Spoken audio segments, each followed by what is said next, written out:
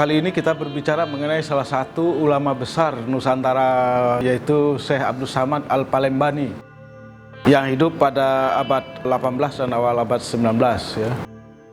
Syekh Abdul Samad Al-Palembani ini menurut penelitian saya itu adalah seorang ulama yang sangat terkemuka, bukan hanya di Palembang, tapi juga bahkan di dalam biografinya yang saya temukan di dalam berbagai sumber berbahasa Arab, itu adalah seorang yang sangat ahli di dalam tasawuf Al-Ghazali ya, atau Ghazalian tasawuf Imam Hujatul Islam Imam Al-Ghazali ya.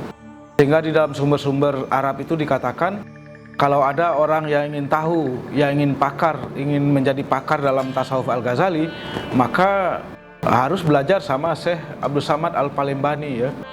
Syekh Abdul Samad Al-Palembani, dan memang dia mengarang beberapa kitab seperti Syiarus Salikin, itu isinya itu, dan kitab lain isinya itu tentang tasawuf Al-Ghazali. Dan kita di Indonesia ini umumnya ya mengamalkan tasawuf Al-Ghazali, yaitu tasawuf yang menekankan pada tasawuf akhlaki ataupun tasawuf amali ya, tasawuf akhlaki atau tasawuf amali.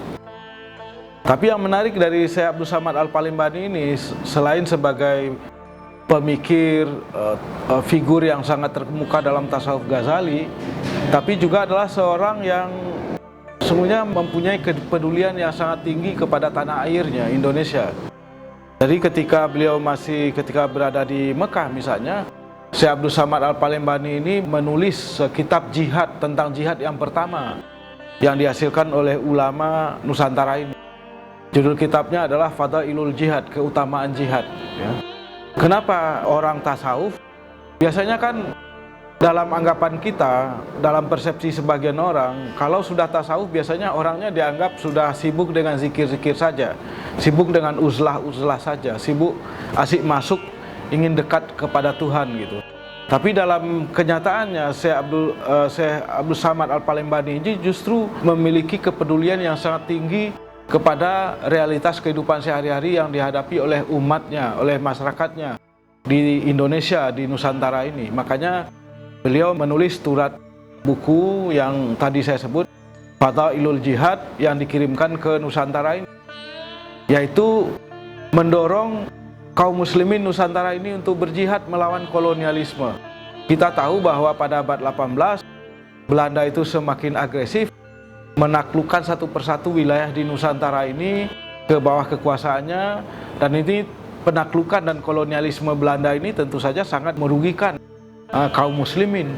Dan oleh karena itulah maka Syekh Abdul Samad Al-Palembani ini kemudian menghimbau agar umat Islam ini di Nusantara ini bangkit melawan kolonialisme Belanda. Bukan hanya itu saja, bukan hanya menulis kitab, tapi juga Syekh Abdul Samad Al-Palembani menulis juga surat-surat kepada Raja Mataram agar Raja Mataram ini bangkit memimpin jihad melawan kolonialisme Belanda.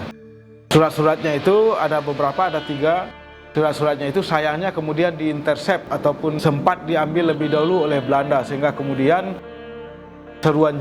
seruan kepada Raja Mataram untuk berjihad ini akhirnya nggak sampai surat-surat itu kepada Raja Mataram, ditahan dulu oleh Belanda. Tapi terlepas dari ditahannya surat itu, tapi yang jelas Syekh Abdul Samad Al-Palembani menunjukkan bahwa jihad itu penting dilakukan. Tapi bukan jihad yang sembarangan, tapi jihad melawan orang-orang yang menyerbu, menduduki, menjajah, menindas kaum muslimin. Nah, itu harus berjihad, harus jihad. Syekh Abdul Samad Al-Palembani dalam kitabnya tidak menganjurkan jihad misalnya terhadap kaum muslimin lain misalnya. Apalagi zaman sekarang misalnya ada kelompok, ada orang naruh bom misalnya. Ada juga kalau kita lihat di Pakistan ataupun di Afghanistan, di Irak malah di masjid. Nah, ini nggak sesuai dengan jihad sebagaimana yang diajarkan oleh ulama besar Syekh Abdul Samad Al-Palembani. Atau bikin misalnya bom di kos-kosan, di pondokan, di tempat sewaan, nanti bisa orang lain yang kena. Nah, itu juga bukanlah jihad sebagaimana yang diajarkan oleh ulama otoritatif seperti Syekh Abdul Samad Al-Palembani.